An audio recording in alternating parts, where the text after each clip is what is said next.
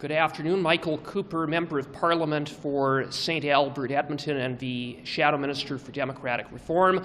I'm pleased to be joined by Michael Chong, Shadow Minister for Foreign Affairs, and Luc Berthold, who's a member of the Procedure and House Affairs Committee. Under this Prime Minister's watch, for 2 elections, Beijing interfered in our democracy. They interfered in 2 elections. And CSIS and security and intelligence agencies have repeatedly warned this Prime Minister and this government about Beijing's interference.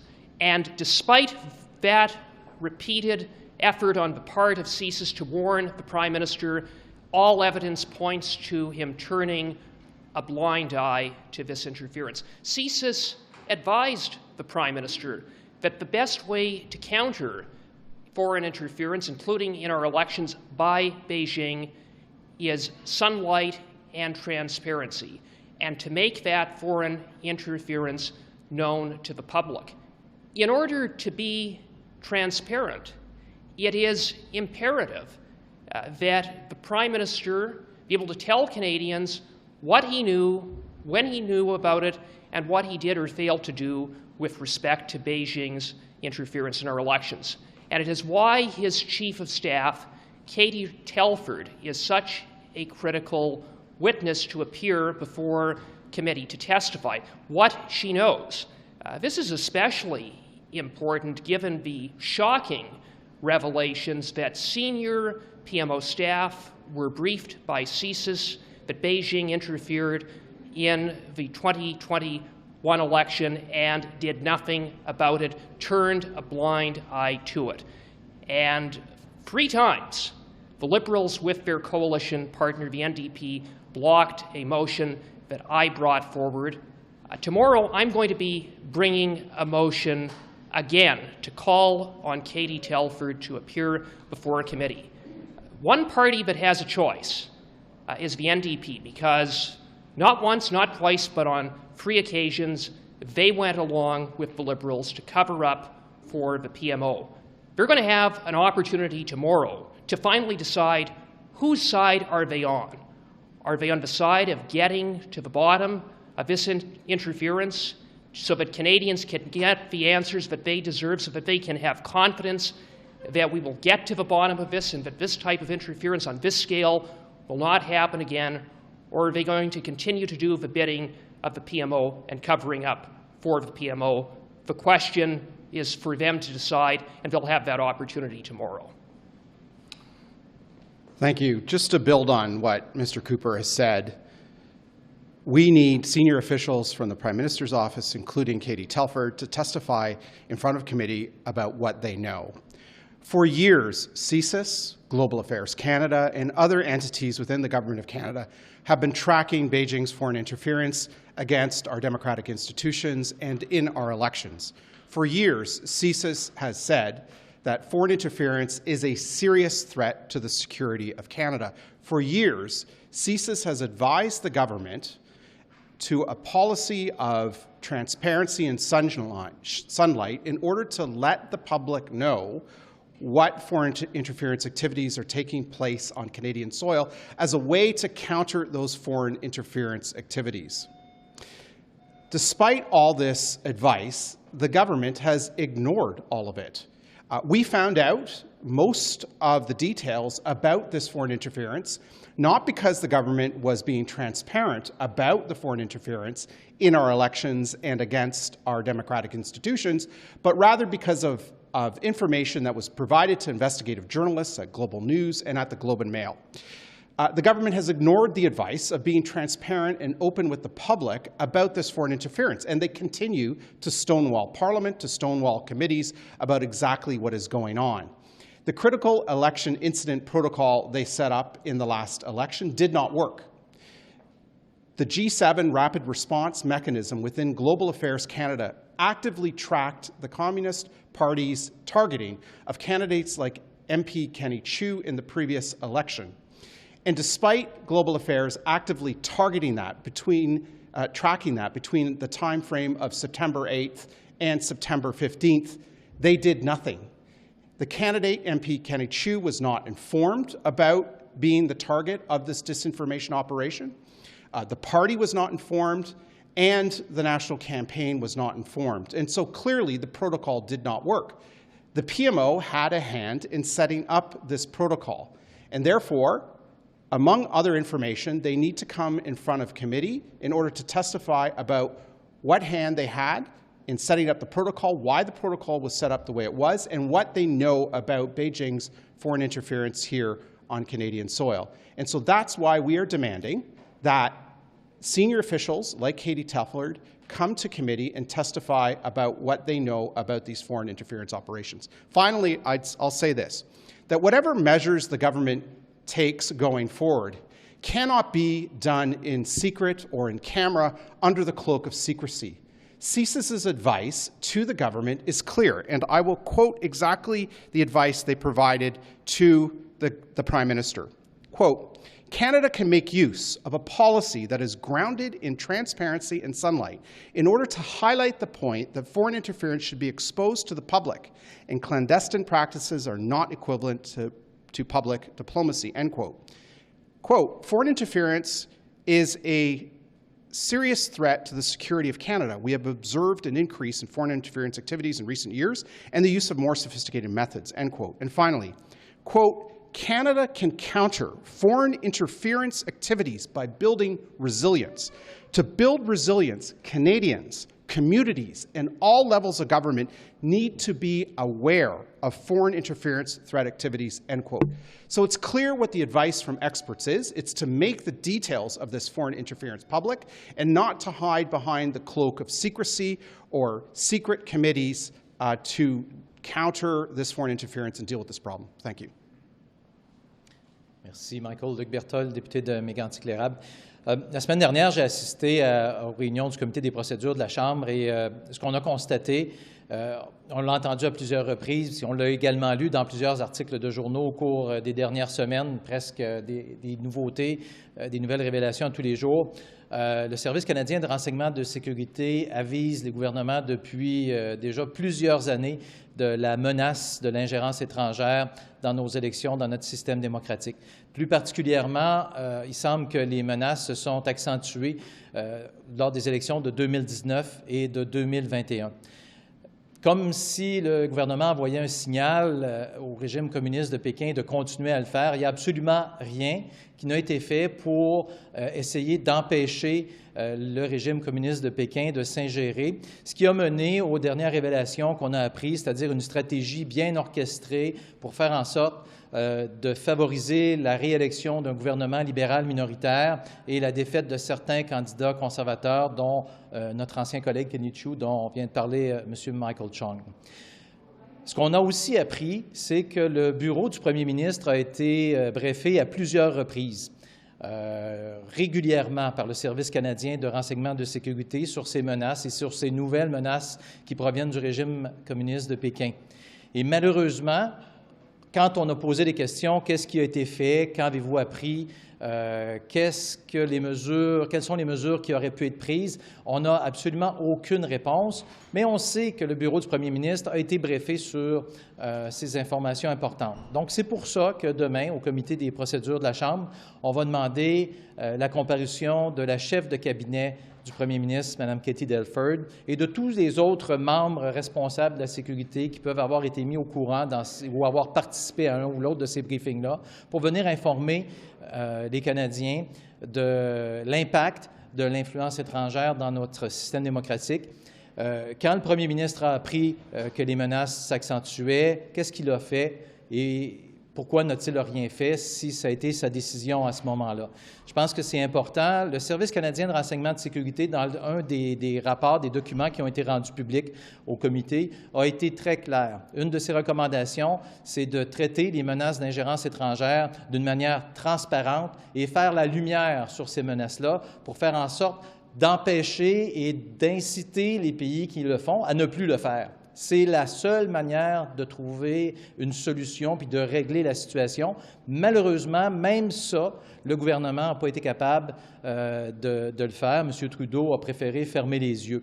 Donc, ce n'est pas en proposant des enquêtes à huis clos, ce n'est pas en proposant de soumettre le cas de l'ingérence étrangère du régime communiste de Pékin à des comités secrets qu'on va réussir à empêcher ces actes-là, qu'on va protéger notre démocratie. C'est une question de sécurité nationale et c'est pourquoi c'est important que cette enquête soit publique, que les événements soient rendus publics, que les allégations soient clairement démontrées d'une manière publique et qu'on fasse la lumière d'une manière publique, pas en vase clos sur l'ensemble de cette interférence étrangère dans nos élections. Donc demain, en compagnie de mes collègues du Comité des procédures de la Chambre, on va demander une autre fois au NPD de cesser de couvrir les arrières du gouvernement libéral et de permettre d'adopter la motion qui va faire en sorte qu'on puisse recevoir Katie Telford en notre comité. À au moins 3 reprises, le NPD a voté avec les libéraux pour empêcher Katie Telford d'être présente et d'être invitée à témoigner au comité sur ce qu'elle sait ou sur ce que le premier ministre ne sait pas ou n'a pas fait. Donc, demain, on va réinsister. Le NPD a une chance de faire la bonne chose, soit d'être du côté de la démocratie et des Canadiens ou de protéger, encore une fois, le gouvernement libéral. Merci. Mr. Chong, could you just say, are there any particular results or ridings where you feel that the outcome might have actually been changed? I'm thinking of places like Steventon, Richmond East, for example. Do you think that real decisions were changed, candidates were defeated because of things that went on in 2021? What we have said all along is that we are not questioning the overall results of the 2021 election, neither are we questioning the overall integrity of the election. What we are questioning is the integrity of the election in certain electoral districts that were targeted by the communist leadership in Beijing. And it's clear, not only from the G7 rapid response mechanism located within Global Affairs Canada, it's clear not only from the evidence gathered by CSIS and its advice to the Prime Minister. It's also clear in the research that McGill University researchers did after the last election, research that the Atlantic Council did after the last election, that certain ridings were targeted by Beijing. It's also clear that that had a negative impact on those candidates in those ridings. How much of an impact, how quantifiable it is difficult to measure. But it certainly had an impact, and I think that's why the government needs to be transparent about exactly what they know about what happened. We have a few details about what happened. We don't have enough details, which is why we need to rely on the advice and the best practices of not only Canadian intelligence, but the Five Eyes intelligence, which is to make public this information as an effective way to counter this from happening again in the future and to prevent it from happening during election campaigns. There's also an allegation of fundraising, wrongdoing, people getting money kicked back to them and so on. The RCMP has said it's not having a criminal investigation. Do you think that it should be investigating aspects of this as a criminal investigation?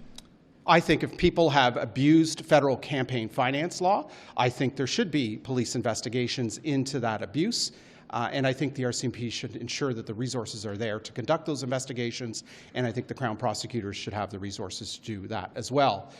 But I think two things can be the case at once. Foreign interference can be a threat to the security of Canada, a serious threat to the security of Canada, and there can be no law that is able to prosecute that serious threat to the security of Canada. And that's why the tool of transparency and sunshine is so critically important as a way to counter foreign influence operations here on Canadian soil, which is something that the current government is not doing. All of this stuff has come to light not because they have been transparent. It's come to light because of investigative journalism. It's come to light because of leaks. And they still are dragging their heels on making further revelations about what exactly is going on. And so they're not heeding the advice of the intelligence agencies that are telling them that the one effective tool to counter this stuff is to be public and transparent with all orders of government, with civil society, with political parties, and with the public about what exactly is going on. You're talking a lot about transparency and sunlight, but even the CSIS director himself last week during testimony says there has to be a balance between the public's right to know and national security interests. How do you, as members of Parliament looking at this issue, find that balance? Well, that's a question for the government to answer, but what there is no balance right now. The fulcrum is all the way at one end. The government isn't telling us anything. All the information that's come to light is because it's been dragged kicking and screaming out of the government.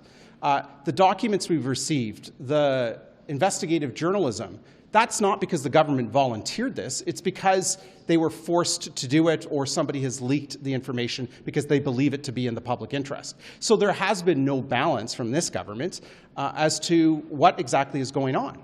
I agree we have to protect national security, but there's a way to do that while at the same time making public the individuals involved with this foreign interference, expelling diplomats involved with this foreign interference, and a number of other things that the government could be doing. There's a good case, an example of this that happened last year in the UK Parliament. There was a Chinese agent from Beijing by the name of Christine Lee. She was actively targeting UK members of Parliament. MI5 decided that the best way to counter this very serious attack on the UK Parliament was to make public this individual's name. They worked with the Speaker of the UK House of Commons. The Speaker sent a notification to all some 640 British MPs, identifying this individual and indicating that MI5 had concluded that she was an agent of Beijing. She had been targeting MPs with significant donations, and those MPs took action. They cut off contact with her. They cut off any future receipt of donations from her, and the integrity of the UK Parliament was protected. We have no such information from this government about any of the individuals involved in the targeting operations in the 2019 and 2021 election campaigns. Just on the matter of a public inquiry, the Prime Minister has an announcement later today. We don't know what he's going to say. But for the Conservatives, is it public inquiry or bust in terms of any kind of framework that could be to look into Chinese interference further? Not at all. We are clear. We want to see a continued parliamentary investigation by the Procedure and House Affairs Committee into this matter, because we believe that a committee of the House should shed a light on what exactly is going on with foreign interference, and that the public inquiry can run in parallel. The second thing we've been clear about is that any public inquiry must have the support of all the parties in the House of Commons. To proceed with a public inquiry without the support of the four parties in the House of Commons is to undermine the very threats that undermine the protection of this institution, which doesn't belong to the executive branch of government, against the threats from foreign interference. And finally, we are clear that any inquiry, public inquiry, any investigation by the Procedure and House Affairs Committee, any investigation by any other organ of Parliament or the Government of Canada must be public. It cannot be done in secret or in camera, because it undermines our ability to counter the foreign interference. It's clear that an effective way to counter foreign interference is sunshine and transparency. But further to that, going back to what Jordan was saying, we've heard from the CSIS director, and we've heard from Jody Thomas as well, basically saying, we're not going to tell you anything more than you've already heard. Are you confident in either one of those organizations that you'll actually get more at a parliamentary committee or any other fashion? It's not the responsibility of the head of CSIS to tell the public what exactly is going on. The head of CSIS is bound by the Secrets Act and by other directives from the Prime Minister and from other responsible ministers. It's the responsibility of the Prime Minister and the Cabinet to tell Canadians exactly what is going on. And they are not heeding the advice of CSIS in doing that. CSIS has been clear to the Cabinet. Sunshine and transparency is the tool the government can use to counter foreign interference. It's not up to CSIS to decide where that line exactly is. It's up to the Prime Minister, who has refused to take responsibility for this, refused to heed the advice, and come clean about exactly what is going on. Thanks, folks. Thank you. Une position a évolué. Est-ce qu'on doit tenir enquête publique depuis les dernières rencontres du comité? Excuse-moi, le conseil. Est-ce que votre position a évolué depuis la dernière rencontre du comité? Je pense pas que ma position ait évolué. Ce matin, j'ai eu une discussion avec des gens des académiques qui sont liés avec la sécurité nationale. Ils ont tous identifié la même chose que les témoins ont identifié la semaine dernière. C'est difficile d'avoir une enquête complètement publique compte fait des informations qu'on reçoit de nos personnels, nos sources d'intelligence nationale. Alors, j'espère qu'on peut avoir quelque chose qui va faire qui peut, j'espère de voir quelque chose où ce qu'on peut revoir tout ce qui est passé en 2019, 2021, 2015 et 2011. Mais je ne veux pas induire le public en erreur en disant qu'on va avoir une enquête publique et tout va être public, parce que je ne pense pas que ça va être plus public que s'il est maintenant. Le commissaire indépendant décider de ce qui pourrait être public et non. Lui pourrait décider. Le commissaire... Un commissaire qui serait nommé comme dans la motion de demande par tous les partis, en accord, le commissaire d'une commission éventuellement. Lui pourrait décider si tout doit rester secret et non. Je pense pas... Je trouve comme mon inspiration peut-être, c'est comme la commission O'Connor qu'on avait eue avec la situation de Meyer-Harrar au début des années 2000. Ça, c'est quelque chose que je suis en train de relire les résultats de cette commission-là, de relire leur mandat. Et c'est la raison pour laquelle je parlais avec ces experts en sécurité nationale. Le comité sur la sécurité nationale, là où oui, il peut y avoir des... Oui. Pourquoi il n'est pas déjà en train de se pencher sur cette question-là? Oui, ça, c'est une bonne question. Moi, je pense que ça, c'est tout à fait normal d'avoir une SICOP de supporter ces enjeux-là parce qu'ils seront libres à regarder toutes les informations. Rien qui va être caviardé et tout va être comme... qui va être dévoilé aux membres de ce comité. Pensez-vous que vous, du côté des libéraux, vous devriez prendre les devants, déclencher quelque chose au niveau de ce comité-là? Je suis certain que des gens qui sont chargés avec cette responsabilité sont en train d'examiner cette question à ce temps-ci. Merci. Merci. Au revoir. Google, ça n'a pas eu lieu ce matin. Est-ce que c'est partie remise? Google, ça n'a pas eu lieu ce matin. Oui. Est-ce que c'est partie remise et pourquoi vous tenez absolument ce qu'ils font? Il faut que ce soit partie remise parce que Google, ce qu'ils ont fait, c'est absolument inacceptable. Ça démontre le pouvoir qu'ils ont au sein de la société. Ça démontre également beaucoup d'arrogance de leur part. Donc vous demeurez déterminé avec 100%. Avec ces 18? 100%. Ah oui.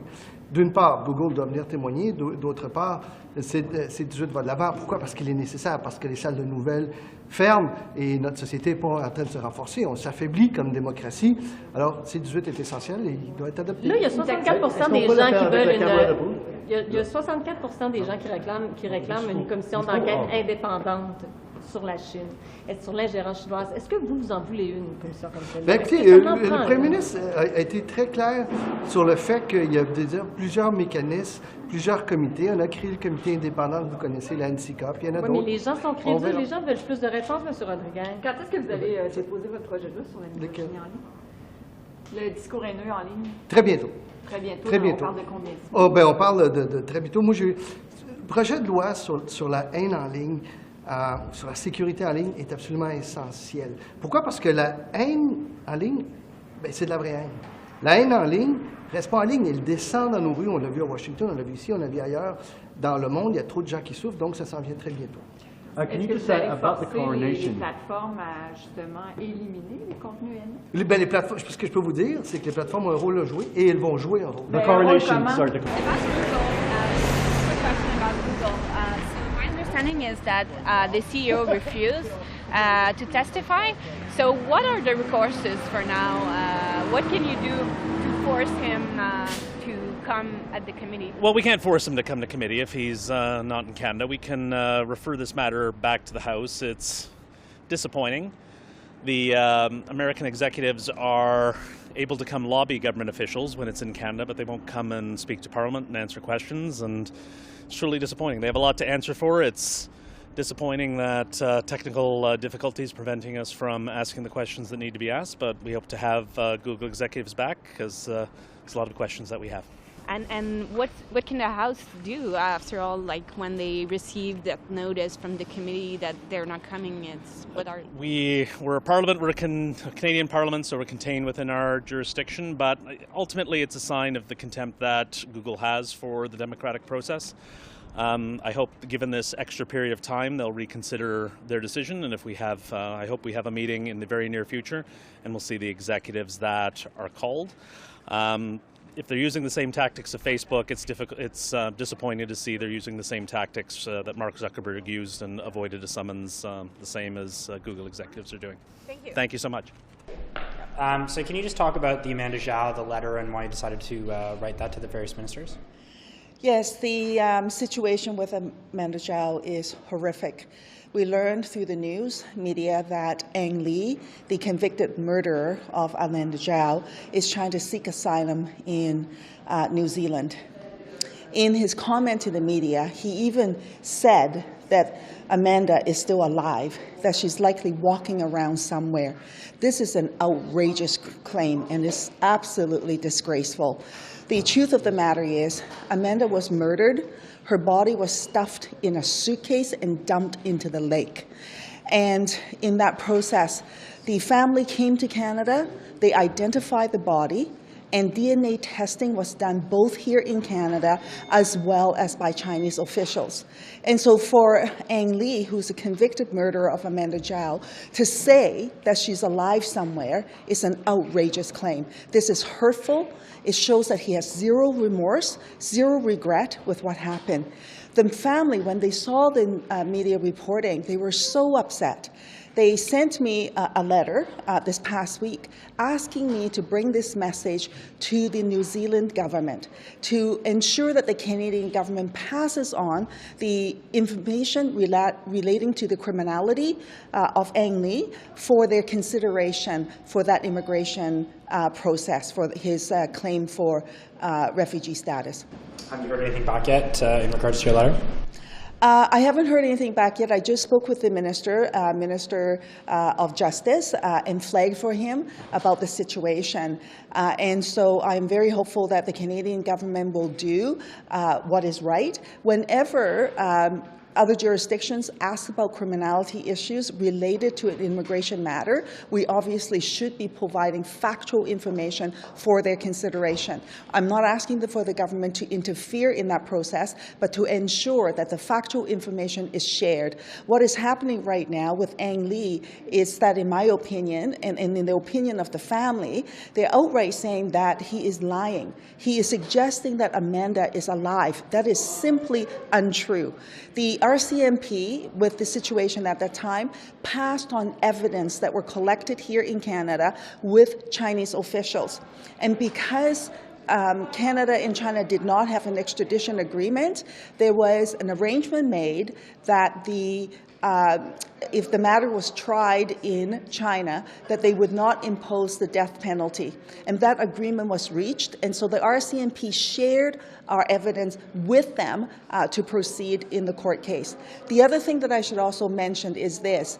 Ang Lee's cousin at the time was also indicating that that he helped stuff Amanda's body into the suitcase to dispose of the body. So there is really no dispute about her death. He has been convicted for this murder.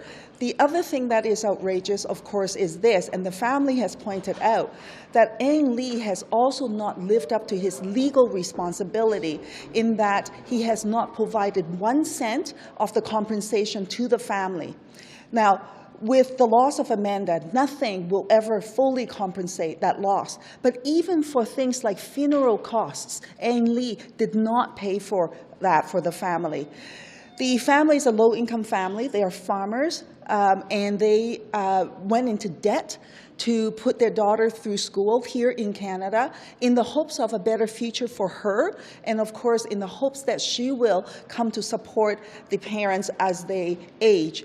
Now, all of that has been lost, and so the family is indicating, too, that Ang Lee has not lived up to his legal responsibility as the court had directed for him to provide compensation to the family. Not 1 cent has been provided to them, but yet somehow he has the wherewithal to have the resources to travel and to buy a home in New Zealand. And so for the family, they feel that justice is not being served, and they most absolutely want the truth to come out, and for the New Zealand Immigration Department to have the truth about the situation. Great. Thank you very much. Thank you.